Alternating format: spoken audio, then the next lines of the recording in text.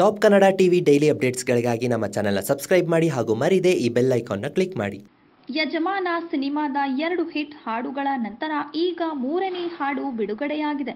ಗಣರಾಜ್ಯೋತ್ಸವದ ದಿನ ಸಿನಿಮಾ ಹೊಸ ಹಾಡನ್ನು ರಿಲೀಸ್ ಮಾಡಲಾಗಿದೆ. ಡಿ ಬಿಟ್ಸ್ ಮ್ಯೂಸಿಕ್ ವರ್ಲ್ಡ್ನಲ್ಲಿ ಇಂದು ಬೆಳಗ್ಗೆ 11 ಗಂಟೆಗೆ ಹಾಡು ರಿಲೀಸ್ ಆಗಿದೆ.